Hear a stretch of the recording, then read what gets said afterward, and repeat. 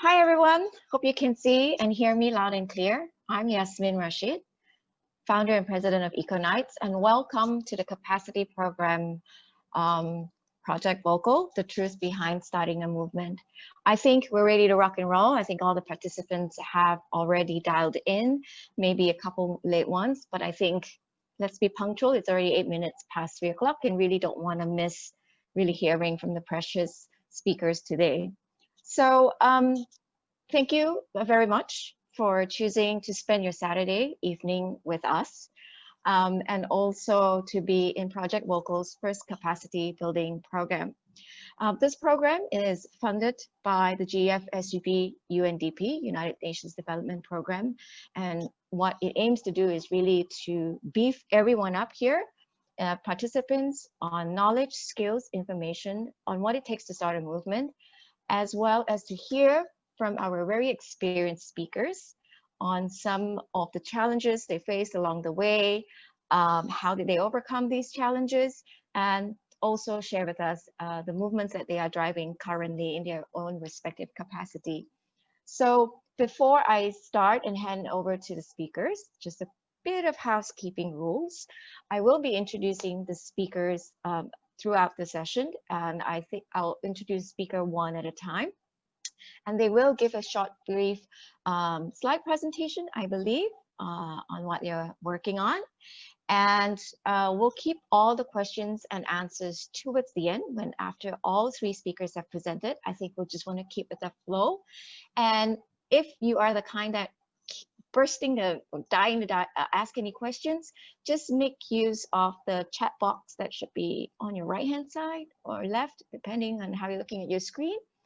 And right after the speakers are done presenting, you will be then broken up into breakout sessions. I believe you'll be sent into different digital rooms where you can hang out. I think there is a mission that you have to achieve in these breakout sessions. And you will be required to present the outcome of the breakout sessions. And we're going to do a little mock-up kind of moderation and jury of your ideas. Not to say one idea is better than the other, but I think it's just to hear from the juries, their perspectives of what you came out with during the breakout session. And the jury will be me, as well as the program director of Ecoknights, Adli Bhatia. I think he's also tuning in right now. And for your participation today and for your sacrifice, just choosing to spend time with us today, everyone will receive an electronic certificate from UNDP and us, as well as a small gift for participating today. So I think without much further ado, let's start, because the meat is really with the three speakers. And we're going to start with Shakil Suhaimi, a friend, an acquaintance, and I think I know your mom too, Shakil.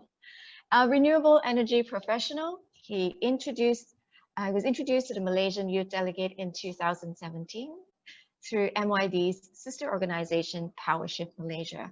So MYD and PowerShift Malaysia in the last 10 years is one of the most active youth-driven organizations out there that really champion climate action. And I've been really stalking and observing what they're doing as well. So he is one half of MYD 2020's focal points. With MYD and through the experience he has gained, he's had the opportunity to attend the annual United Nations Climate Change conferences in 2017 and 18, I believe, as well as the 2019 Asia Pacific Climate Week in Bangkok. He believes that it's important for youth to be part of an inclusive policy-making process. And I think in the last 15 years, Malaysian youth has really demonstrated that. Ultimately, what Shakil is doing is so that he can contribute to grooming and growing a young and future generation. And,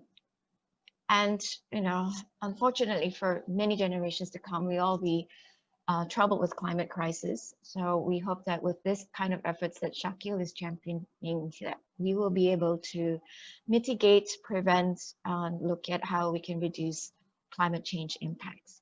So without much further ado, with the beautiful tropical beach background, I present to you Shakil.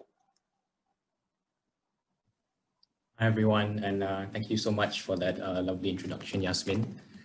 First and foremost, I'd like to thank Ecoknights as well as Project Vocal for inviting me to do this small sharing session. I'm truly humbled to be here. As Yasmin mentioned, I'm on a tropical island at the moment. After this session, I'm gonna go ahead and play my game of volleyball. So yeah, looking forward to that. So I'll be sharing my screen at the moment. Also, just a heads up, if y'all cannot hear me because sometimes I go in and out due to my speaker, please let me know in the chat. Thanks for that. All right, so I'll be sharing my screen.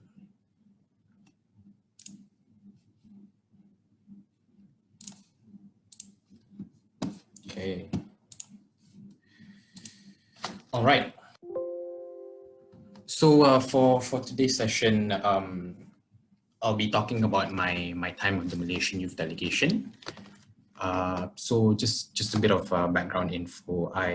When I joined the Malaysian Youth Delegation, it had already been established. So I joined in 2017, whereas the Malaysian Youth Delegation was established in 2015.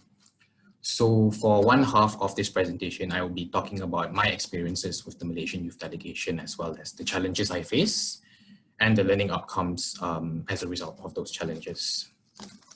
So as per my slides, Voice of Youth, the truth behind starting a movement. I'll be talking about reflections from my time with the Malaysian Youth Delegation. Right, so just a bit of overview. You don't really have to read this. But what is the Malaysian Youth Delegation? The Malaysian Youth Delegation is a climate advocacy group whose responsibility is to amplify the voice of youth in climate movements through education as well as mobilization. As I mentioned earlier, MYD was established in 2015, and for this year, we operate based on 4 objectives. Number 1 is to facilitate climate policy advocacy amongst Malaysian youth. Number 2, it's to hold Malaysian leaders and international institutions accountable for climate action. Number 3 is to educate Malaysians on climate change as well as climate policy. And number 4, which is to strengthen climate movements locally, regionally, as well as internationally. So a bit of highlights of what we do at the Malaysian Youth Delegation. Again, so I'm just going to read off these slides because I'll be elaborating it more in subsequent slides. So ever since 2015, we have been sending youth delegations to the UN climate change conferences, popularly known as COPs. Amongst other things, we constantly hold engagement sessions with policymakers as well as experts in the realm of climate policy.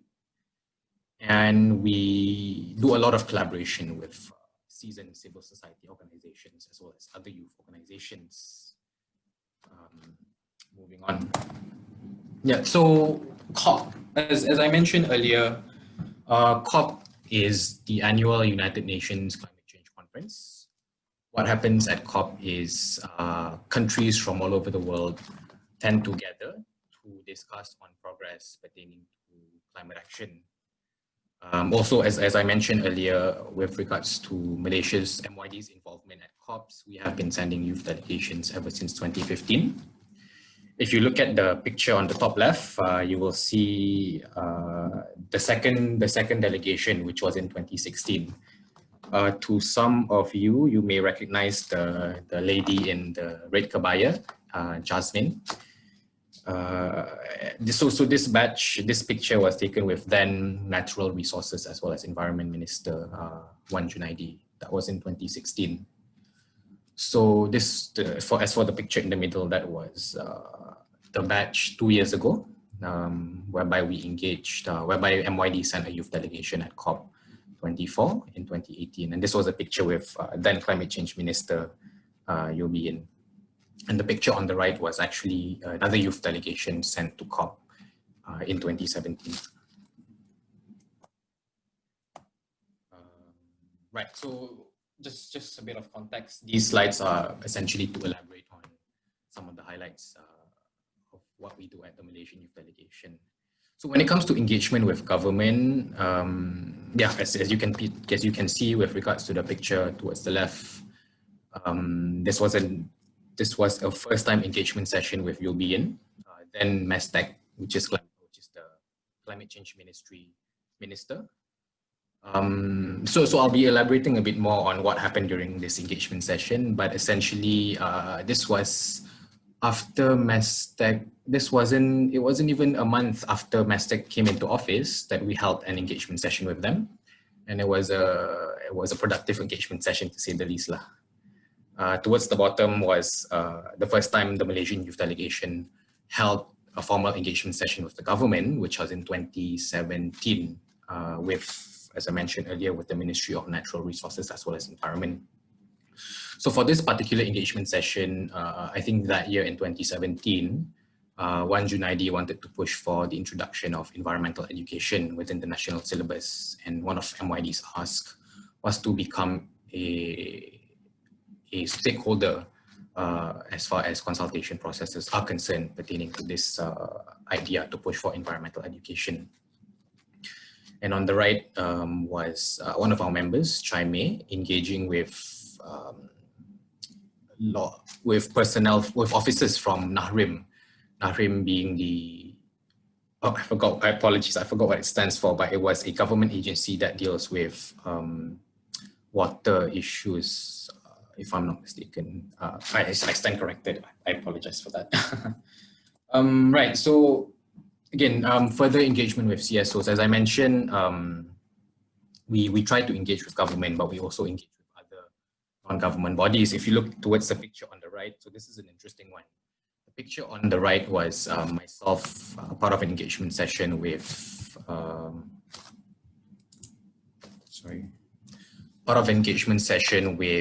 what's called the Malaysian Climate Change Group. So for your information, the Malaysian Climate Change Group was established in 1992. It was originally an alliance consisting of the Malaysian Nature Society, Environmental Protection Society Malaysia, as well as Center for Environment Technology and Development Malaysia. So they've been around ever since 1992. Certain organizations have come and go, but as of 2020, the organizations part of this umbrella alliance so that's the Malaysian Nature Society, we've got WWF, we've got EPSM, SETDEM, we've got the Zuchi Foundation Malaysia, who recently joined us this year, as well as the Malaysian Youth Delegation. We've been a part of this alliance ever since 2017. So the picture in the middle was people from Climate Tracker. That was part of an interview myself and Jasmine had. Jasmine being the lady at the most front. And towards the left is a fellow colleague who's been a strong supporter of the Malaysian Youth Delegation ever since its inception. That is Niti. Niti is part of what's called the Environmental Protection Society Malaysia. They're one of the co-founding members of what's called the Malaysian Climate Change Group on the picture on the right. Sorry, I'm just checking. Can you hear me? Because I feel like I'm speaking to myself. Okay, I'm gonna. We can hear you fine, Shakil. Okay, all right. Okay. Yeah, and we're down to a couple more minutes for you. Understood, sure. So if you can speed up, thank you. Yeah, definitely. So what made me join the Malaysian Youth Delegation? So with regards to, there are several reasons as to why I joined the Malaysian Youth Delegation. So number one, it was a career-related decision. Being an environmental science graduate, I wanted to know what it's like to go into environmental/climate policy. Some of the other things that I tried, that I went into just to gauge my interest was wildlife husbandry. I did an internship with the Bornean Sunbear Conservation Center. I did some voluntary teaching roles, but I find that environmental/climate policy is something that I really resonate with. Yasmin, sorry, can I just do a time check? On my time, it says I've got 6 minutes left. Is that correct? 6 minutes passes really fast. Okay, 6 minutes, yep. So some of the challenges I faced at COP, and again, this is something I will elaborate in further slides are as such. So as far as what I faced personally, especially being at the UN Climate Change Conference for the first time, was feeling lost and overwhelmed. And as first-time goers, you will find that going to COP it's a very overwhelming experience, to say the least. A lot of our more experienced buddies tell us that it literally feels like a circus when you go there for the first time. And my whole experience with MYD ever since 2017, as far as commitment is concerned, yes, I have been with the Malaysian Youth Delegation ever since 2017, but it did not mean that I was continuously with them ever since 2017. Because this is something that we do voluntarily. Obviously, we've got priorities, we've got commitments. So it's not, don't be afraid to let your peers know that at certain times, this is not something that you can work on continuously. But just because you can't work on it continuously doesn't mean you can't still get involved in the future. Yeah. So going to the meat of my presentation, right? So lessons, I'll be talking about some of the lessons learned for a movement to gain traction, specifically within the Youth Climate Advocacy Group. So 4 things I want to press on. Number 1 is to know your stakeholders and to engage with them. Yeah? Number 2 is to be part of the formal process. Youth should ask for a seat at the table. So number 1 and number 2 are actually closely interrelated. Number 3 is to put yourself out there. You know, you don't want to be communicating your message to an echo chamber. You don't want to be communicating this message to people who are already converted as far as climate change is concerned. You want to communicate this message to those who are not converted, who are not part of the circle. And number 4, which is something I really would like to emphasize on, is to lean on a support system. Going back to the point of commitment, going back to the point of feeling overwhelmed, I think having a support system is one of the most important things you can have in order to ensure that you don't crumble, you know, that you pull through towards the end. Okay, so some of the stakeholders, some of the key stakeholders the Malaysian Youth Delegation have engaged with. So the picture on the most left is the Malaysian Green Tech Climate Change Center. So that's MGTC. It used to be called the Green Tech Corporation of Malaysia or something along those lines. But during Mestec's time in 2018 as well as 2019, it was repurposed to the Malaysian Green Tech and Climate Change Center. So now they've got a dedicated climate change center. So now they've got a dedicated climate change center. So the picture towards the bottom, as I showed earlier, was MCCG. It's always, so it was important for us, for the Malaysian Youth Delegation, being a new organization, being a youth organization, to team up per se with seasoned activists to in one way or another sort of build our capacity and become part of the formal process. And number 3 was an engagement, sorry, it was actually a capacity building session with the climate change division of Mestec at that time. So prior to going to COP24 in Poland, which was in 2018, Mestec had a capacity building session, and MYD was kind enough for them to have invite us because they wanted to perspective of youth in such a session. So really, guys, in starting a new movement, in wanting to legitimize yourself, really know your key stakeholders and go all out in engaging with them, building rapport and networking with them. You will be surprised as to how fruitful such relationship building ends up. So from that part, it goes on to being part of the formal process. And again, so in order for such an organization to gain traction in creating rapport, in building relationships with key stakeholders, I think some of the things we want to ask for ultimately is to be part of the policy making process. So as a result of MYD's close relationship with NRE, from NRE to Mestec, from Mestec to CASA, we haven't done any formal engagement yet, but I think it's been fruitful in that whatever consultation process this climate change division specifically has of the ministry, they invite the Malaysian Youth Delegation. And I think it's a win for youth, because it's important for youth to be part of the policy making process. Whatever policy that they are passing, whatever policy that they are formulating, needs to ensure that it's in a way, it's foolproof in the next 10, 20 to 30 years, because that's when young and future generations will be facing the full effects of climate change. And these people who pass the policies by virtue of amongst other things, old age, they won't be there to be facing the full effects of climate change. It is young and future generations. So it's important for us to be asking for a seat at the table. And this is something I cannot emphasize enough. Ask for seats at the table. Okay, so going on to my final 2 slides. So putting yourself out there. So amongst other things, in greening traction and legitimizing yourself, write articles and make sure they are published. So MYD has had the opportunity to write certain statements pertaining certain issues, and we've had them published in the Star and Eco Business, as well as, I think that was the Malay Mail. Yeah, so leaning on the support system, guys. So this is something I really want to emphasize on as well. So I still remember, I think in 2015, when it was my first PowerShift camp, PowerShift Malaysia camp. And it was actually Yasmin's session. And one of the things she asked us was, why are we here? Why are we at such camps, And her answer was validation.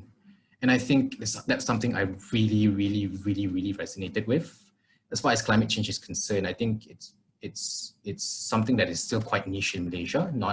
It's not as popular as, I could be wrong, economics, politics, but as far as being in the environmental/climate policy scene is concerned, you need to find like-minded people. You find like-minded people, you gain some sort of validation, you keep close to that people.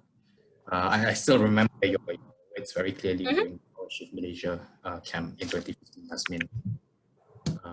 Yeah, so that is pretty much it from my side. For the Q&A session later. Thank you. Thank you very much. Yasmin Rashid. Yes, Yasmin Rashid. There's another Yasmin here. Oh, there is another Yasmin? Hi. Oh, hello. Sorry, I can stop sharing my screen, right? Anyway, thank you very much, Shakil, for the very comprehensive presentation. And thank you for remembering stuff that I say. So just a quick summary for those participants who have just joined in. I think Shakil shared a very great perspective and experiential point on where his journey started on climate action through MYD. And 4 key points were shared. Number 1, I mean, in starting a movement and making sure that you create impact with the movements that you've started is, number 1, know who your stakeholders are and know how to engage them. Number 2, be part of that process of stakeholder engagement. Number 3, put yourself out there. And number 4, lean on the support system. And I cannot agree more with Shakil, because you can't be fighting to save a tree if you're talking to people that doesn't understand trees. So identifying who your stakeholders are key. Mapping out your stakeholders is actually one of the first few things you really should think about doing in terms of crafting who you should be targeting to create more impactful actions. Number 2, be part of the process. Don't be a keyboard warrior. I mean, you can, that helps too, but that's not the point. If you really like to be in the action, identify who they are, stakeholders, and understand what sort of processes they're in. So in the case of MID, we'll probably be dealing with more government agencies, maybe decision makers, that kind of stakeholders. And number 3, put yourself out there. If anything you can take home from this workshop is how the speakers position themselves in the eyes of the public as well as their stakeholders. Use social media to your fullest. You guys are so lucky. You're born with social media at the tip of your fingertips. And so it's really important to know how to maximize using the digital technology. Write, blog, podcast. These are all the tools you really need to actually master. So mastering communication tools is actually key to driving a movement as well. And number 4, lean on support system. From my interpretation from listening to Shakil is basically surround yourself with people that can give you the kind of support. You're only one person. You may get tired and you may get jaded. You may get super frustrated. You may get burned out like me. But that's part of the journey. It's not easy. That's the reality. You may have problems with money as well. That's the reality. But if you can actually look at expanding on these 4 points, and I think you'll be on your way to, I won't say a pleasant journey, but a fun journey. So up next, we've got Amalina Arifin, and we're twinning today, both wearing black and white stripes. Go girl. She's a YC Lee coordinator at the US Embassy in Kuala Lumpur. She was also a YC Lee Academic Fellowship alumni in 2015 at the East West Center, Hawaii. You went to Hawaii? That's nice. And later on, she received an award for the YC Seeds for the Future grant for her Regional Environmental Accelerator Program for high school students, which she co-founded with other YCD alumni called the Chili Padi Academy. I think that's what we're gonna be listening to, the Chili Padi Academy. All girls, is it? Is it all girls? No, it's also like, you know, for boys as well. Oh, Chili Padi boys. Okay, that's interesting. Yeah. She is currently a participant for the Asia Pacific Obama Leaders and was one of the 22 emerging leaders selected across the region involved in the designing of the program. So Malaysia was well represented in that program. She's also a content contributor for Zero Waste Malaysia and also a mentor for Closing the Gap 2020 and the McKinsey Youth Leadership Academy 2019. So without much further ado, I hand the stage to you, Amalina. Thank you so much, Yasmin. And I also share my passion for Yasmin. And I agree with Shakil. You remember a lot of things that Yasmin says along the way. I don't know if she remembers me, but when I was a student and trying to run for Chili Padi, I actually went to Ecoknights and consulted her. And yeah, I was like, oh, Yes. having such a huge crush on her. Yeah. I remember that, Amalina.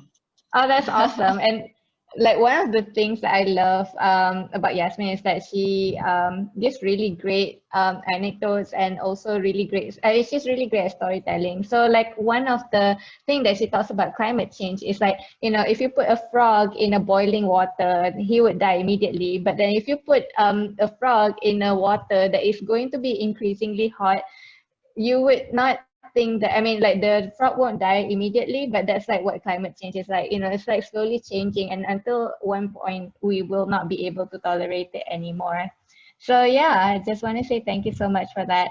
I'm going to be sharing my screen, and unfortunately I feel like I feel like NYD is doing a much better job in running an initiative. So I'm going to be talking about the not so smooth part of running an initiative basically. So as mentioned by Yasmin, my name is Amalina, and generally I call myself a tree hugger because like it's easy. I think everyone here is, which is really awesome. So let me just start off by how everything started and maybe how everything as Yasmin said, you know, it's a fun journey. It's not necessarily an easy journey. So yeah, I was selected as the YCLE Academic Fellow at the East West Center, and it was really, really fun. So like, you know, if you can see in this photo, it's just people from all across Southeast Asia, and then we were connected and trying to make Southeast Asia a better place initially. So and throughout my slides, I'm going to share with you, like, you know, parts of my journey and the things that I have learned from them. So the first one is from this cohort. I met two of my co-founders, Jeffrey and Ines. Jeffrey is from Singapore and Ines is from Indonesia. Initially, we didn't know what we were doing, but throughout the fellowship, we were like, hey, what do we like to do and what do we want to do? We all agreed that we love kids, we love education, and we love the environment. So how do we put that all together? And having a great group dynamic makes all the difference in the world because, you know, obviously there's no drama.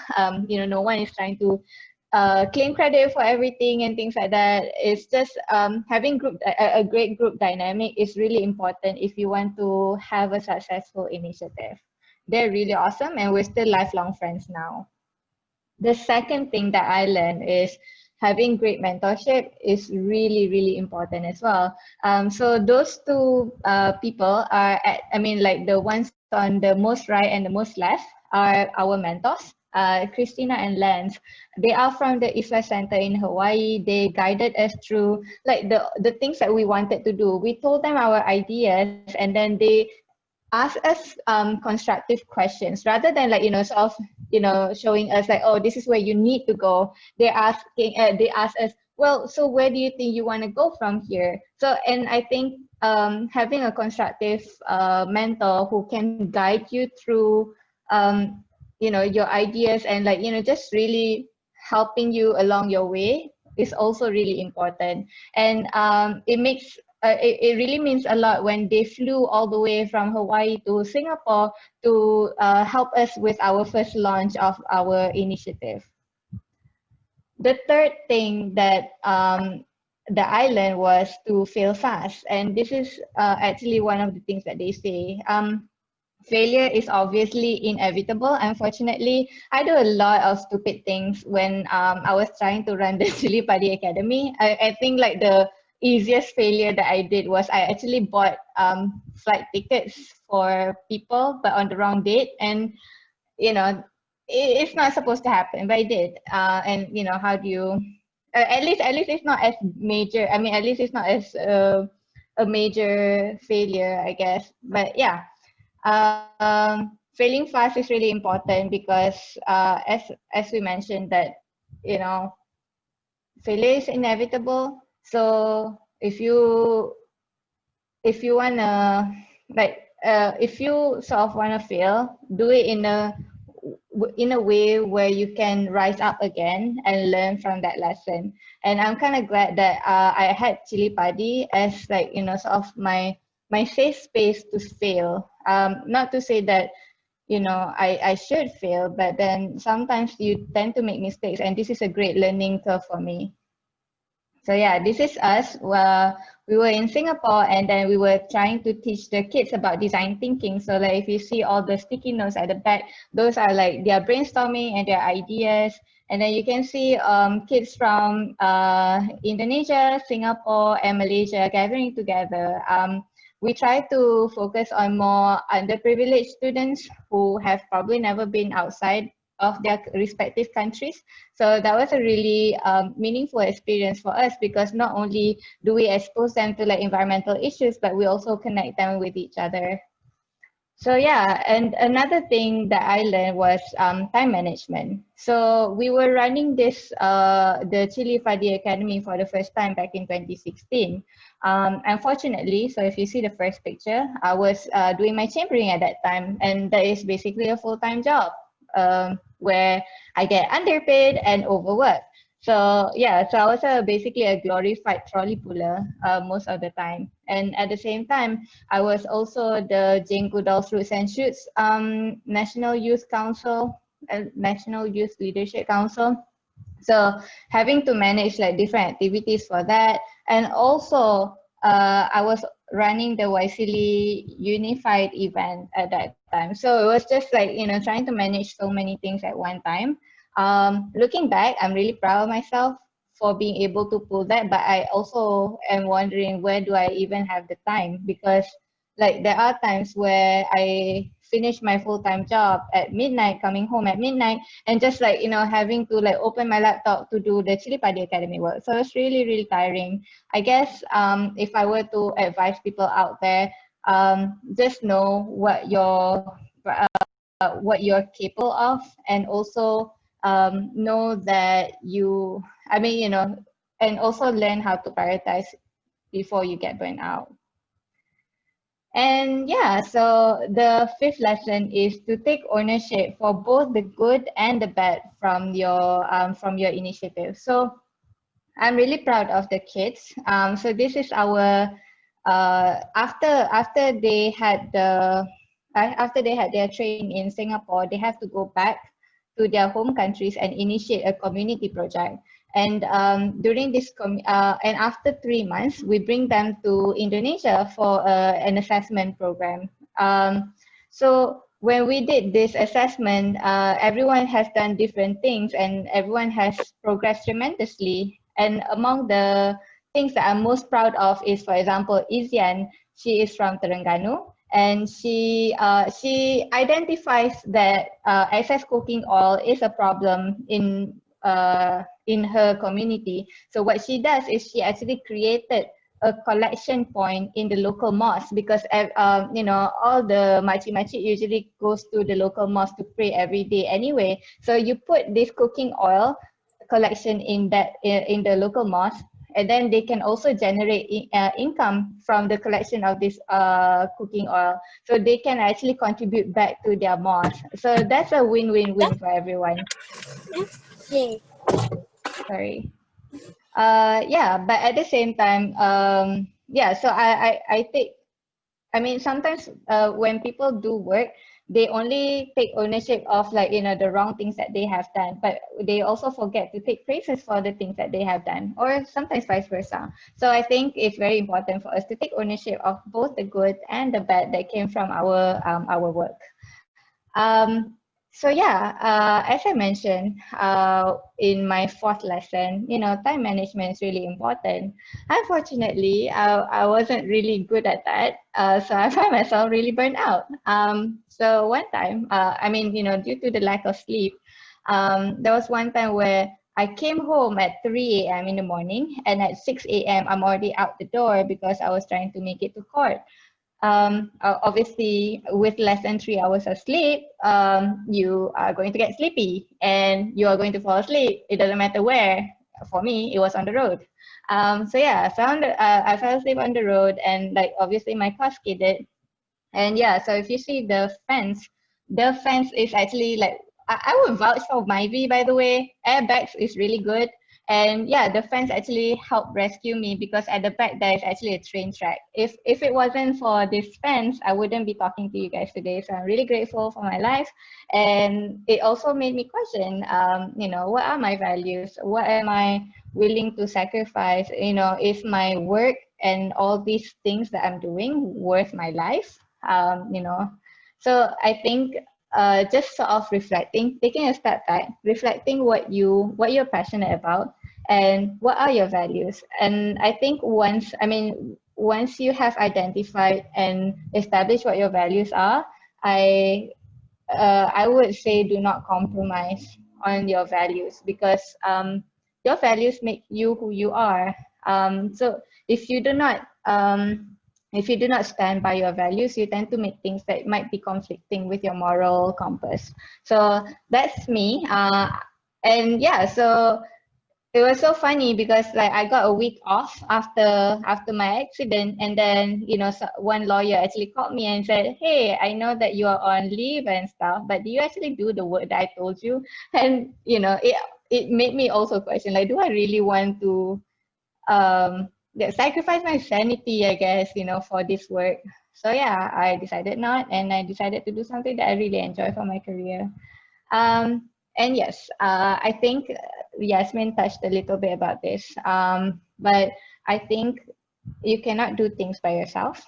Sometimes the social cause that you're fighting for is going to is not going to be accomplished during your lifetime, and you have to be okay with that because it's beyond us as individuals. We are just a part of the cause. We are just a part of the movers of the cause, and yeah. So for me, I also understand that for Chili Padi Academy to be sustainable, I actually have to step back and let the new generation continue, because this is how it's going to be sustainable. If it's just going to be me running it with all my commitments, with all, I mean, you know, trying to be an adult, like getting a new career and things like that, it will not be, I mean, Chili Padi will not be as successful as it is today. Right now, we're on the 5th year of running.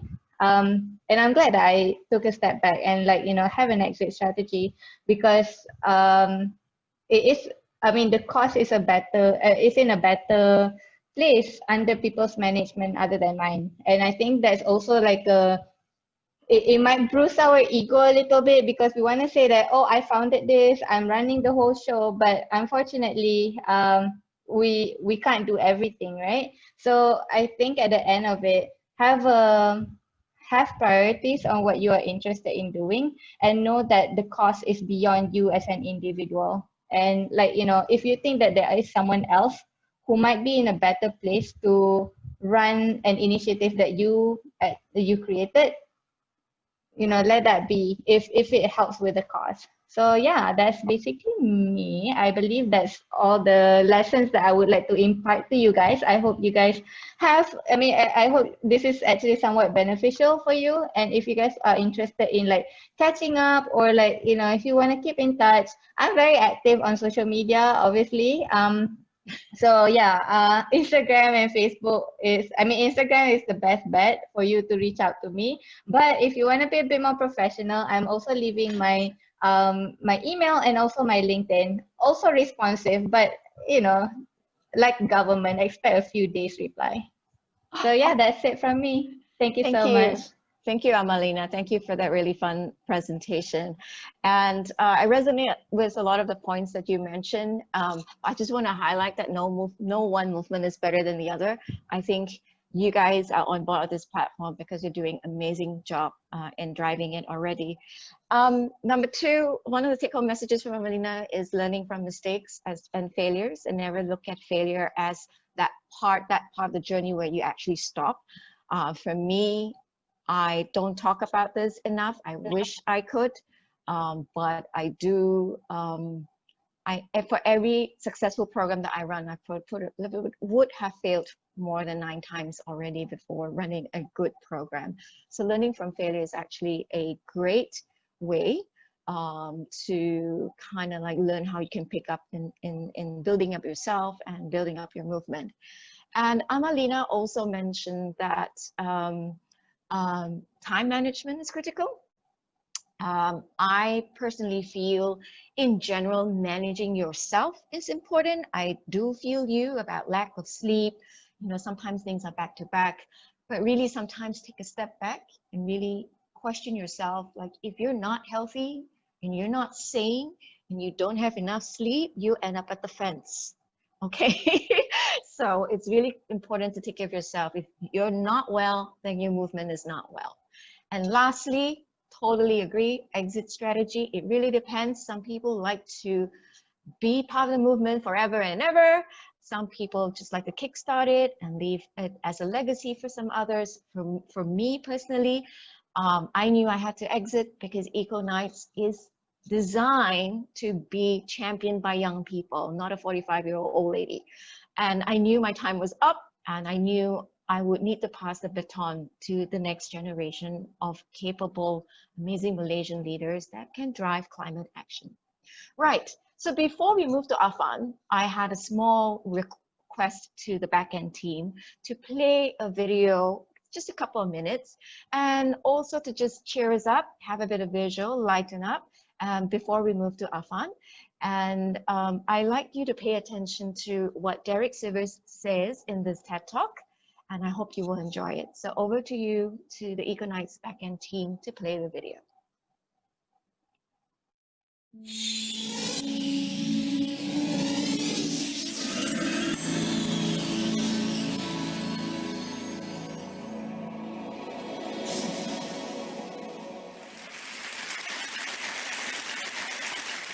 So ladies and gentlemen, at TED we talk a lot about leadership and how to make a movement.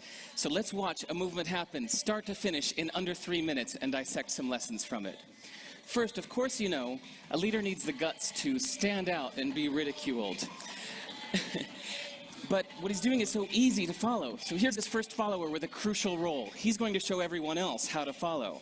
Now notice that the leader embraces him as an equal. So now it's not about the leader anymore, it's about them, plural. Now there he is calling to his friends. Now if you notice that the first follower is actually an underestimated form of leadership in itself. It takes guts to stand out like that. The first follower is what transforms a lone nut into a leader.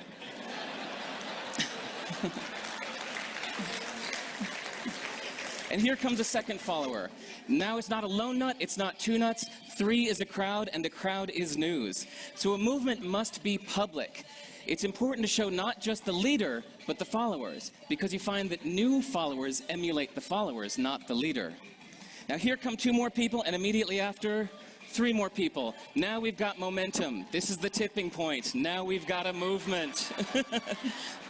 So notice that as more people join in, it's less risky. So those that were sitting on the fence before now have no reason not to. They won't stand out. They won't be ridiculed, but they will be part of the in crowd if they hurry. So over the next minute, you'll see all of the those that prefer to stick with the crowd, because eventually they would be ridiculed for not joining in. And that's how you make a movement. But let's recap some lessons from this. So first, if you are the type, like the shirtless dancing guy, that is standing alone, remember the importance of nurturing your first few followers as equals. So it's clearly about the movement, not you. Okay, but we might have missed the real lesson here. The biggest lesson, if you noticed, did you catch it? Is that leadership is over-glorified. That yes, it was the shirtless guy was first, and he'll get all the credit, but it was really the first follower that transformed the lone nut into a leader. So as we're told that we should all be leaders, that would be really ineffective. If you really care about starting a movement, have the courage to follow and show others how to follow. And when you find a lone nut doing something great, have the guts to be the first one to stand up and join in. And what a perfect place to do that, TED. Thanks.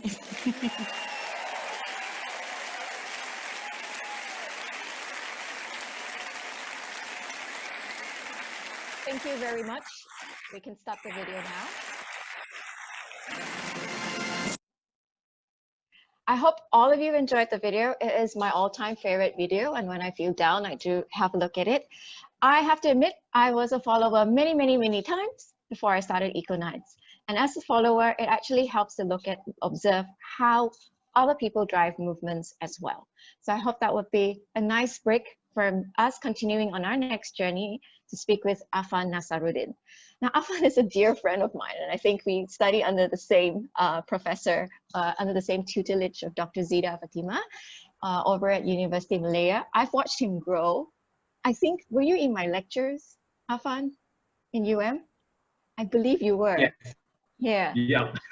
Probably on the right-hand side of the hall, if I remember correctly. I think it was environmental philosophy. Anyway, Afan, environmental philosophy, right? Yeah. Don't ask me why I taught that class.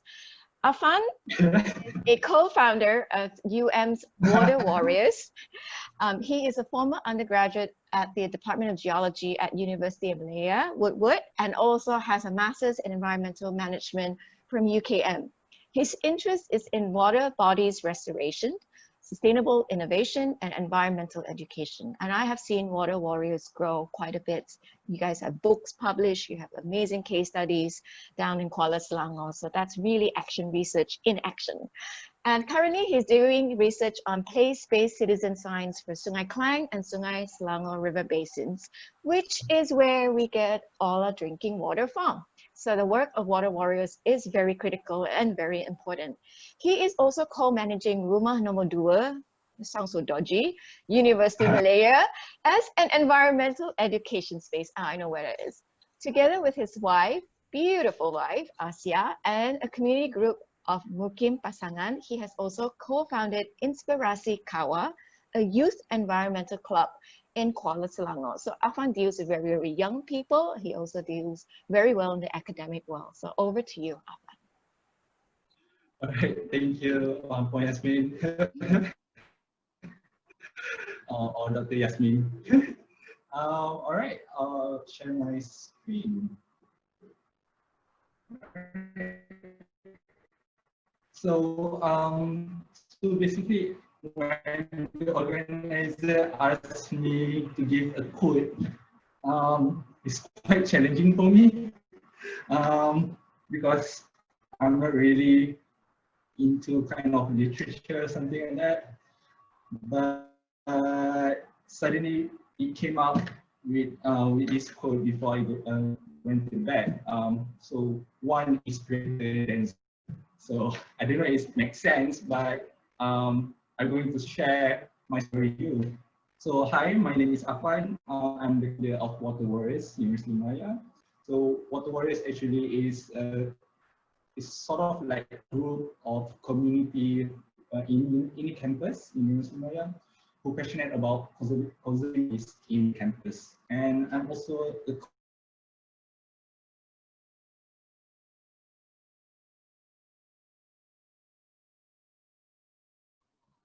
Oh no, I think we lost Afan. Oh, Yeah. Yeah. Now he's frozen. Oh, Yeah.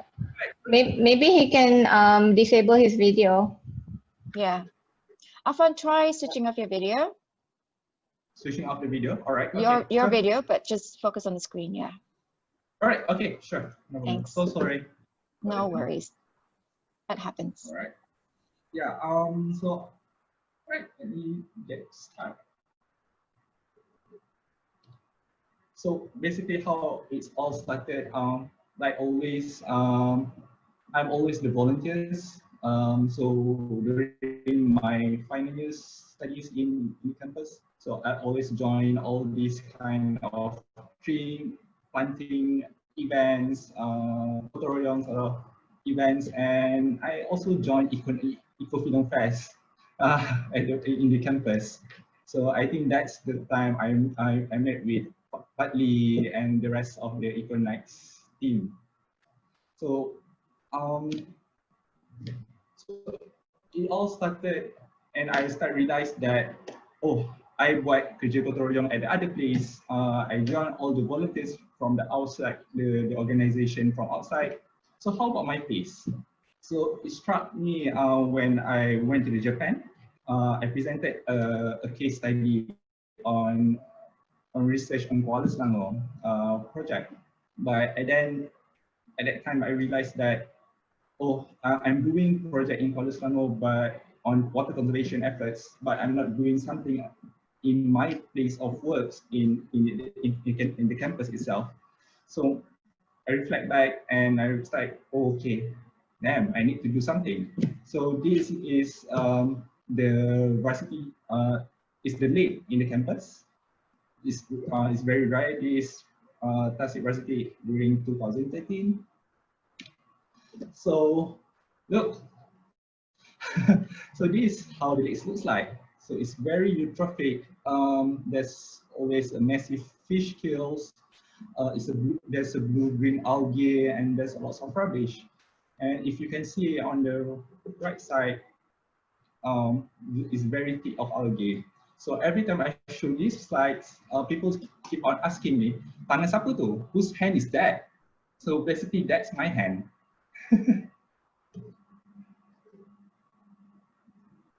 Thank God you're not a mutant now, Afan. Yeah, I'm glad that. So basically, this is how sad the legs look like. But so I started myself doing my own, and I start a small groups with my friends. So basically, I went to the into the lakes. I tried to fix simple problems. So on the left side, you can see I'm fixing the garbage trap that the water flow to the lake. So basically, the rosak and nobody's care about it. I'm trying to stop the rubbish there.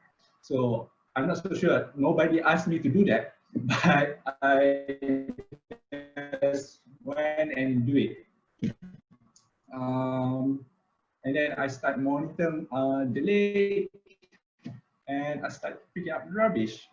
So that's how I start a project in the campus. But after that, we realized that somehow people asking me about the program, people ask me how to join. So basically, Asia and I form a group called Water Warriors. So this is the logo actually is birthday present from Asia. Stay forever now. Yeah, we did a group. So basically, lots of the campus community actually wants to join, but they are sometimes they are afraid to start. So basically, like the video just now, yeah, it's very similar case. So after the project, after I gained the support from the community, the top management realized that, oh,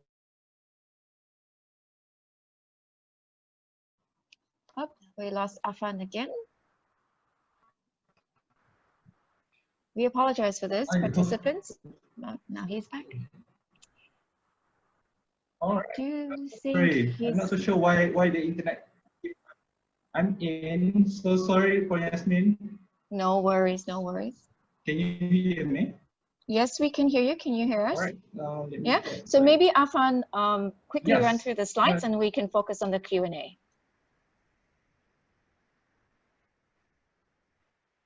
Yeah, sure. So this is how the lakes look like right now. So basically you can swim. And also we try to change the varsity lakes into not just for recreational and also but also for educational and for sort of like edu-tourism kind of activity. So next. So from that, I create my own path. I create my own journey. I create my own career. At that time, so I met a lot of professors, experts, to gain to learn from them because I'm quite young and I'm not very. My background actually is not specifically on environmental management. My background is on geology. So I meet different kind of peoples. So basically, every person have different experience.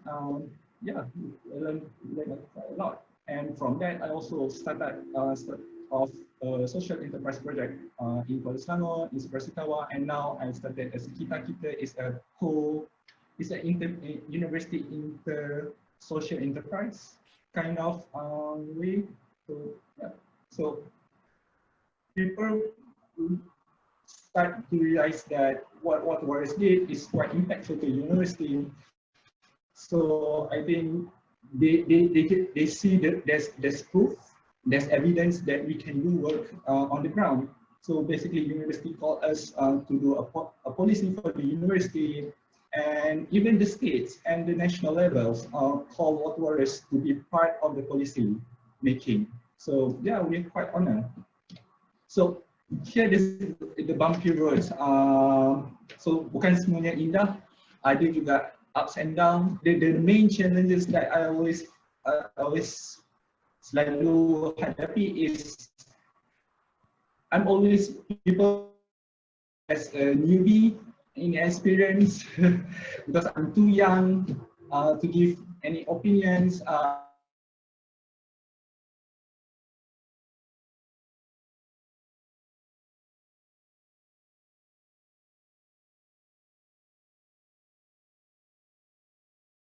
Main challenges and how, but that's not keep me stopped. But what's keep me going actually, the first part is actually my passion.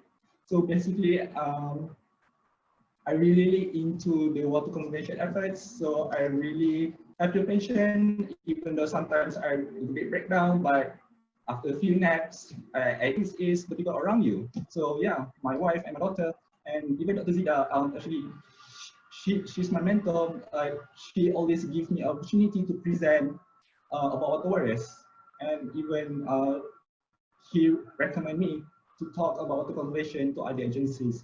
So I have very top management in the university to support our initiative, yeah, give our platform, and also the communities in the Kuala Selangor. So so I'd like to end. So basically, this is the end slide. So if you want to talk about policy making or policy, you want to be a policymaker, you need to be on the ground so that you can know the situations.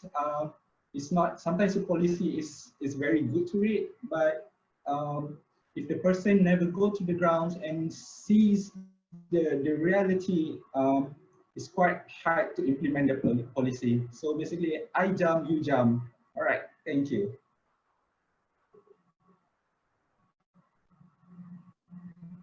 Is that a quote from Titanic? No, hey, really? I'm not so sure. Anyway, thank you, Afan. And if I could summarize it for the participants, and also because we were moving in and out of the internet zone. As I mentioned earlier, Afan and I knew each other from before, and I think Afan stumbled upon the journey in Water Warriors by chance.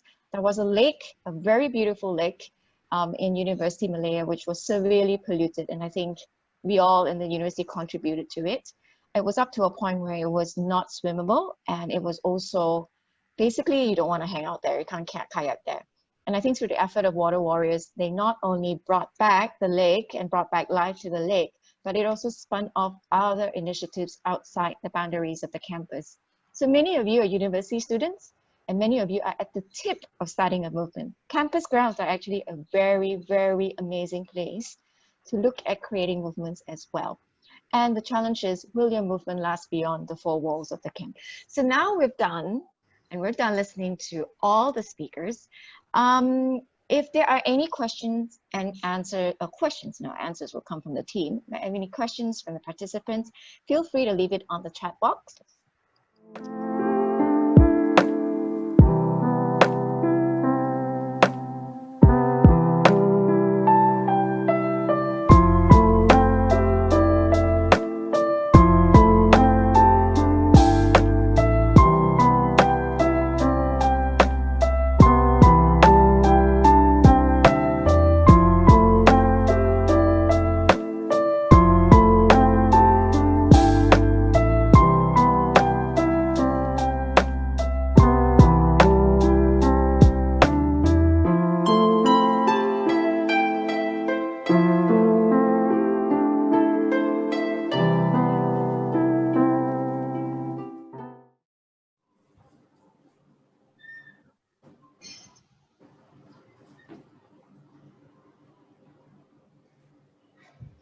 Hi, everyone. I hope the session was great.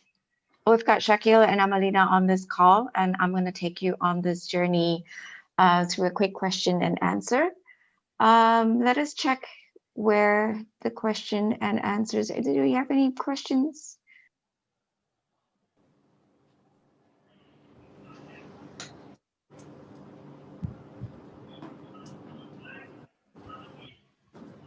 No questions from the participants?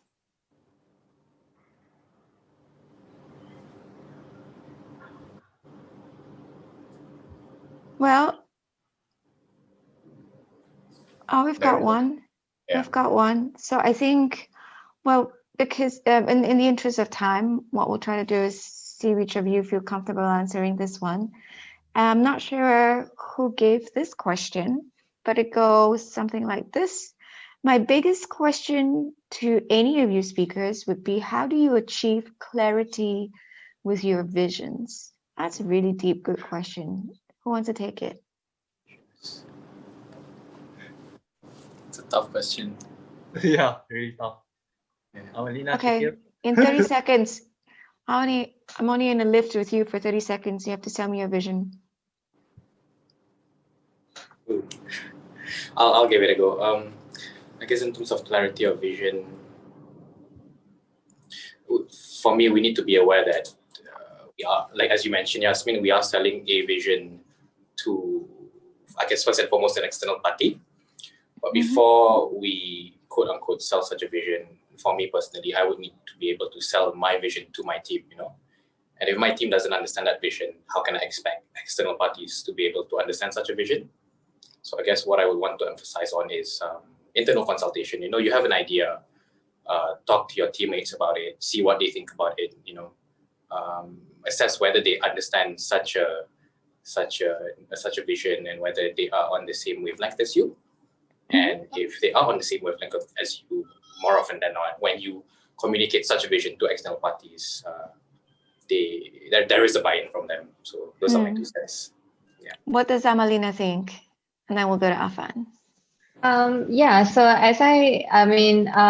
my life goals and my life philosophy has always been to be the voice of those who are silenced. And I think just setting yourself just finding your values, as I mentioned in my presentation just now, lesson 6 is to find your values. And if you hold on to the values that you already have, you will not compromise. And that's how you achieve complete clarity and stability in terms of your initiatives and your motivation. Afan? All right. Okay, it's very tough. So basically, for my perception or my experience, even though we have a very clear vision, but through the journeys, you will have more clearer, sort of like lagi banyak vision you have. You doesn't stick to just one vision. So as you grow, as you go through the journeys, I think there's a lot of vision that you can see more clearly. For me, I think the vision, my goals are very blurred. Like I can see it, I can feel it. How I get clarity is going through the things I have to go through to get there. Where is there? I can imagine, but I can't be very specific because, like you said, I find there's so many like things that can spin off, right? Yes. But in general, I think hopefully the participants have taken a bit of like words of wisdom from all three of you to look at how you can achieve clarity visions. And I think for many of you, it's probably something you just have to deep dive into it anyway, experience it. Clarity comes with action. I think the more credible part is, are you taking action towards either starting your movement or joining one or being part of one? Let's see if we have any more burning questions. We have one here for Afan specifically. Can't let you off the hook yet. So it's almost like a two-part question, and it goes something like this. How do you manage expectations between different stakeholders? You've worked with a lot of communities, but how do you find that common ground between communities and external stakeholders? It's a very good question. Over to you. Oh, all right. Okay, so basically the first thing is you need to identify the stakeholders. So basically you need to do some works, groundwork. So make sure you didn't leave anyone behind. So try to include everyone. And different stakeholders have different approach, but sometimes, but all the different stakeholders have the same goals. Sometimes, for example, the project revivals, everyone to save the lakes. But when we approach sports centers, they have a different kind of view about the lakes. If we talk to the Department of Developments, they have a different ideas about the lakes. But the goal or the dreams is to improve the lakes. So we try to connect all those stakeholders and we try to bring out the best. Yep. Thanks, Afan. If I understand that correctly, it almost sounds like you're trying to say, map out your stakeholders, identify what differences they have, understand those differences, and then find a common goal which they all feel passionate about, or a shared value, for instance. Am I accurate to kind of summarize that? Yes, yes. Yeah, I think to be honest, kita semua manusia kan, so I think in general human beings want the best for everyone.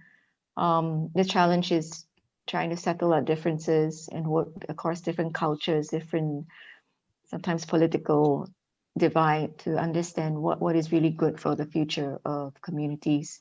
And sometimes it takes years, sometimes it takes months, it really depends. Yes, true. But I think that's the exciting part about doing the kind of work that you do.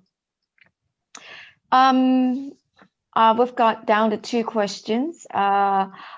We've got one more, which is probably relevant to either Amalina or Shakil. What are the chances of joining programs such as YSEALI and MYD? I've heard that the selection process, especially for YSEALI, is rigorous. I know I'm too old for it. I know there's an age limit. So maybe Amalina, even Shakil, do you want to use this opportunity to tell the audience how to join you in your programs? Sure. Maybe I can give a little bit of a background for those who might not have heard of what YSEALI is. So YSEALI stands for the Young Southeast Asian Leaders Initiative, and it's basically a US government signature program to sort of establish a strong network within the region of young leaders and foster collaboration across the region. And we have this throughout like various programs. We have the US exchange programs, and we also have like regional workshops and even YSEALI boot camps. I would say that I mean, obviously there is going to be competition because you are trying to identify young leaders in Malaysia. But at the same time, I think like people should not be discouraged by failure and I mean, or even rejection, because I think that rejection is not the worst thing. I get rejected from so many other programs as well. For example, just to put it out there, I did not get through Perdana Fellowship. I did not get through the Axiata Young CEO Development Program, and it's okay, and it's totally okay. There's always opportunities for everyone out there, and there's so many great programs out there. Not just the US exchange programs. If you think you might not have enough experience, you can always join like other opportunities such as the Waisili Bootcamp, which is open for all Malaysians. Not much selection. So yeah, there's always opportunities for everyone. Shakil, what about you? Thanks for the question. So also for the benefit of those who have not about the Malaysian Youth Delegation, similar to Project Vocal, we are a youth climate advocacy group whereby our aim is to provide a platform for young people to make their voices heard about climate change. And one of MYD's aims is to send a youth delegation to the annual UN climate change conferences. So as far as joining our program is concerned, we usually have an annual recruitment drive going on. And we look for people from all sorts of background. We look for people who focus on finances. We look for people who are interested in creating creative content. We look for people who are interested in breaking down very complex information pertaining to climate change and to share it to a wider audience in a way that is relatable. So the idea behind the Malaysian Youth Delegation is to look for people from many backgrounds, as long as you're interested in climate change and you want to make a difference. But if I were to give a few tips pertaining to getting accepted into the Malaysian Youth Delegation, I guess some of the things we look out for is people's understanding on current climate change policies within Malaysia, what Malaysia has to do with the Paris Agreement, what's Malaysia's relations to the United Nations Framework Convention on Climate Change. So yes, we do look out for people from all sorts of backgrounds to fulfill certain roles within the delegation, within the group. At the same time, it's really helpful for you to be able to have basic understanding of certain climate policies as far as the Malaysian context is concerned. Yeah, thanks Shakil, thanks Amalina. I think I've experienced participants from Waisili, and also I've got friends and youth that were interns with us that were from MYD. I think if I may share in general, diversity in background would be great because climate change is about a lot of issues. It's not just technology, it's about policies, it's about community development. So you can really pick your interests from wherever you are right now and really apply it quite widely if we're all interested in taking climate action. But what us as an organization in Ecoknights really look for are really these kind of leadership qualities.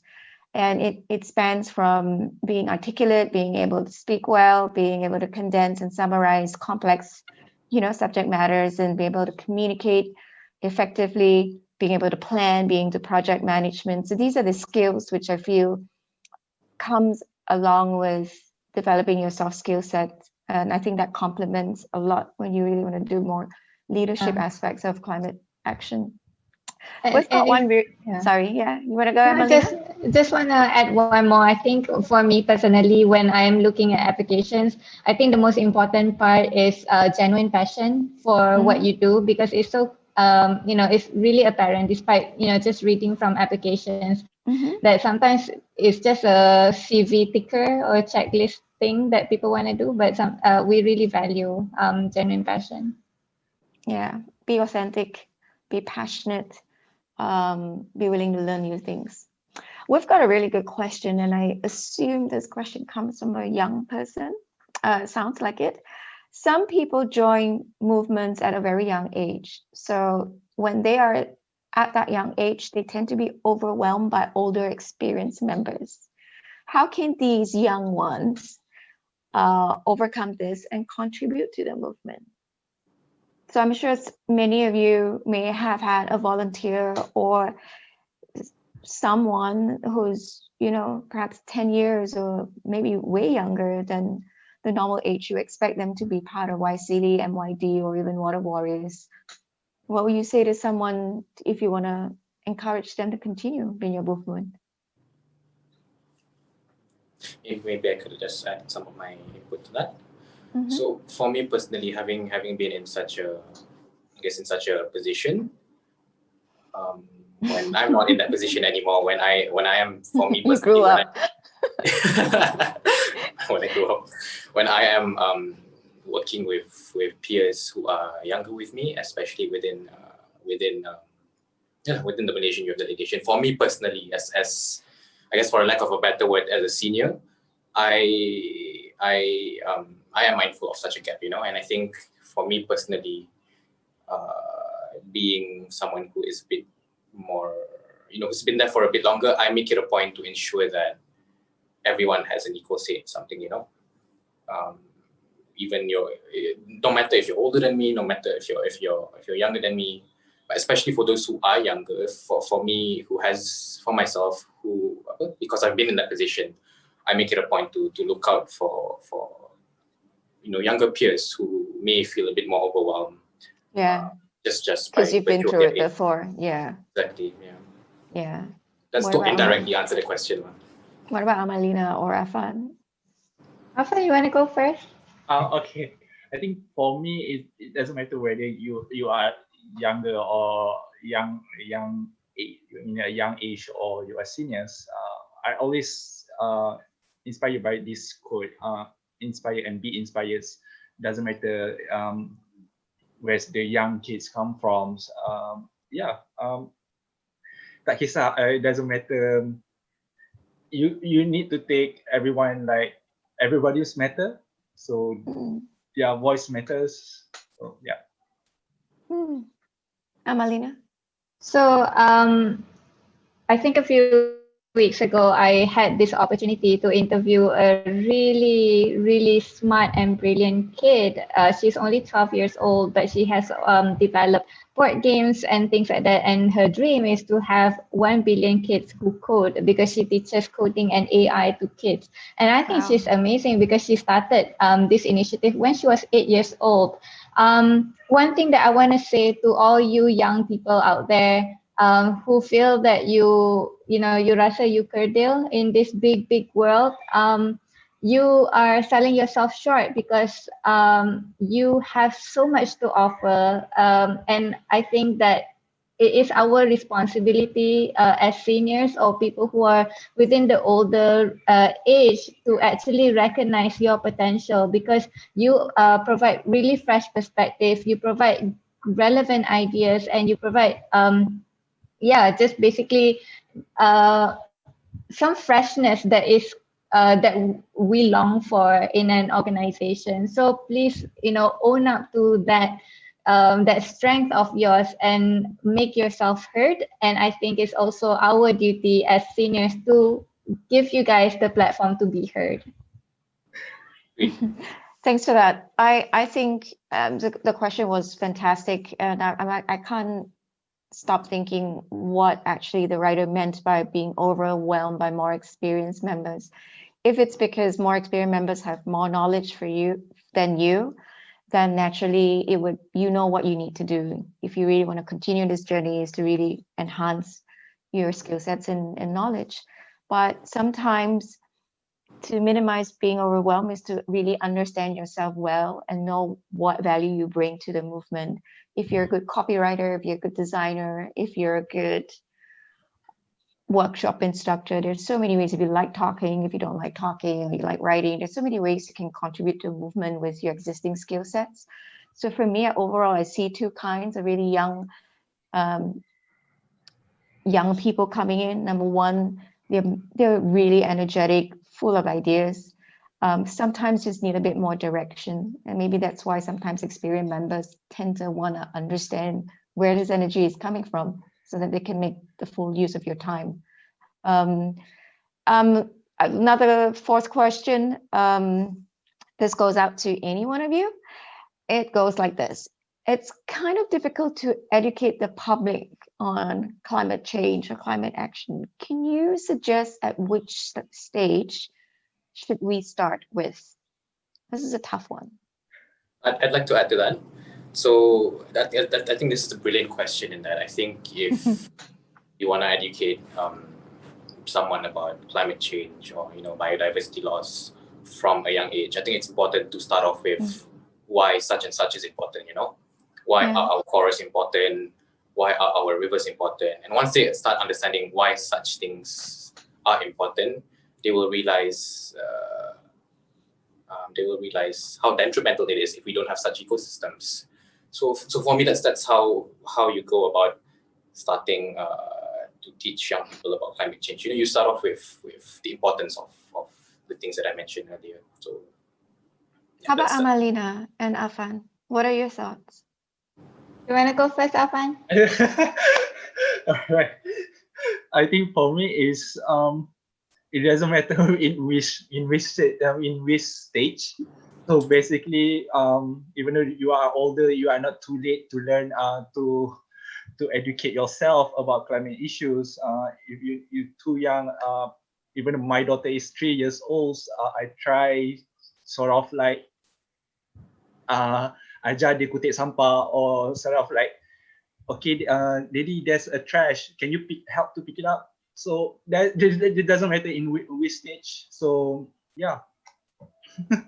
Yeah, and I definitely agree with both of you, because I think that the concept of think globally, act locally is really relevant. And I kept remembering this quote by Jane Goodall. I mean, not the exact quote, but basically she's saying that, if everyone does little things in their own communities, and then when you step back and see things from a global overview, you see that people are doing amazing things here and people are doing amazing things there, and all we have to do is be collective in our efforts. I would say that if you want to start with something that you already have. You don't have to reinvent the wheel. You can just use whatever connections that you have. You can just start with whatever you have. So personally, for me, for example, if you are, I'm from Kelantan, right? So I already have relatives from Kelantan, and obviously there's so much issues in Kelantan. For example, there's water issues, there's littering issues.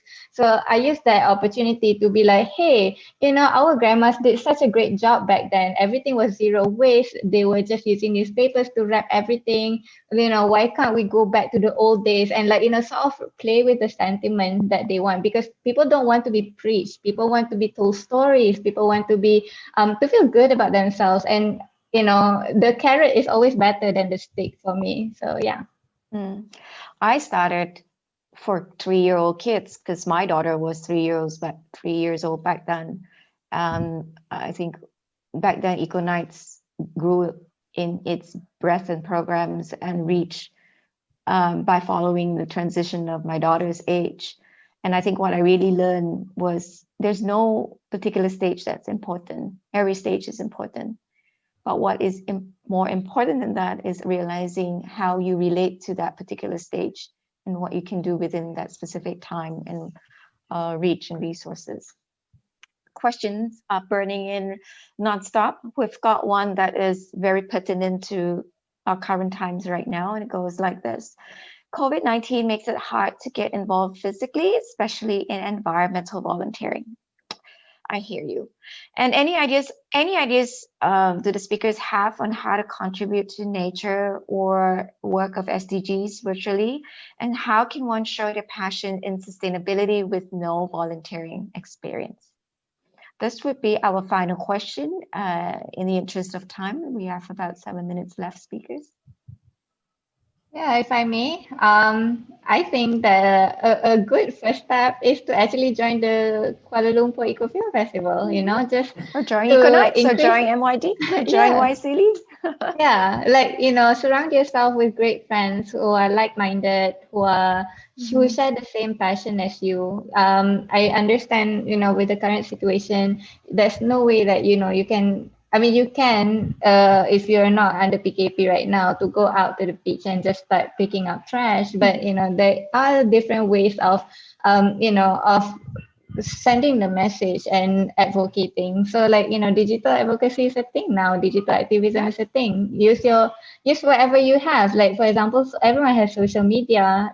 This is a great way for us to educate our network and to also promote great social businesses who are trying to advocate for climate change. Talk about what you do in your personal life. Like for me, I love talking about how I love to tapao using my Tupperware, and I love to, try and go shopping without packaging. I love to show people how I compost and do eco breaks. I mean, it might be, something so duh to you, but then not to everyone. So this is a great way for you to educate others as well. Afan? How about you guys? That was a fantastic answer. Uh, How about you guys, Shakil and Afan? okay. Okay. For me, I think I'm really struggling. Work from home is it's not for me. So usually I really miss going to the rivers, to the lakes. So how I spend my time is actually, so currently Selangor have very water issues, river issues. So I'm using Google Earth to learn more about the river. So basically, I go through the Google Streets and follow all the rivers. So okay, this place ada kilang ni, and this place ada kilang ni. Oh, you become more surprised. So that's how I think the technology that we have in place, you can make use of it. All right, Shakil. That's awesome. Yeah. Thanks for that. So resonating on Amalina's and Afan's points, yeah, I think during such a time, digital advocacy is the way to go. And I think so for the organization I'm with at the moment, I think because we do a lot of public outreach, and prior to this they are meant to be physical, but people meet up and talk about certain things. But now we have had to adapt through webinars, which is important nonetheless, because I think people wanna, and going back to my presentation earlier, I think people want to feel validated, and by having such conversations and sustaining such conversations, whether it's physical, whether it's through webinars, I think by a group of like-minded people having the same conversation, talking about the same things, feeling validated, I think it's important to sustain the movement. Even though it's not through physical means, even though it's through digital advocacy, I think it's important to sustaining that momentum is important nonetheless. And I think such platforms allow people to feel validated. And, Thanks for that. I personally feel volunteering is, and the way I define it, is doing something that is not for your own interest, but for the benefit of others. And I see every day we're surrounded with a lot of opportunities to volunteer, even if it's just at home, helping your mom, helping someone up, helping someone that's sick, doing a favor, running an errand. I don't know. I think you don't need to say, aku pernah bersihkan sungai to say I have experience in volunteering. I think it really is very fundamental. It is a very fundamental value that really needs to be habitual at home first before you go out there and shout and tweet and IG it. So, okay, on that more serious note, I'd like to thank the speakers for being with us. And I do recognize that there are a couple of questions that we didn't get to answer, but because we love you so much, we're going to make sure that we send it to the speakers and get them to reply and respond to you. Thank you to iGEM for hosting this. Thank you to the participants for tuning in on a Friday afternoon and choosing to spend your time with me. I don't think the conversation about being part of a movement or starting a movement or being involved in one stops here in this topic and conversation. You have known the speakers quite intimately in this session. So I really like to encourage you to reach out to them, continue to follow them and stalk them on social media and follow their movements and see whether opportunity arises for you to be part of them and make them grow. Meanwhile, if you've got your own movement, do share it with us, tag them, tell us all about it. Movement gets better when we can help you grow it. And a final 10-second words of wisdom and goodbye from the speakers. And we're going to head out and call it a Friday and a good weekend to everyone. So over and out from me, Yasmin Rashid from Ecoknights, and over to you, speakers. Yeah, just a quick one from me, I guess, as a young person, going back to one of the questions earlier, speak up. I think your voice is a powerful weapon in you pushing a movement, in you growing in a cause. So please don't be afraid to speak up. It is an important tool for you to push for climate action as well as other things. I definitely agree. I think that I've always tell people that the youth are the key holders to a brighter future. So please do not ever doubt yourself and your power as a youth. And and I think that you guys can do it. Don't doubt yourself and don't compromise on your values. So so basically everyone can make a difference. So one is better than zero, right? Yeah, I love that. Okay, Bye. thank you. Bye, Thanks, everyone. everyone. Thanks. Yeah.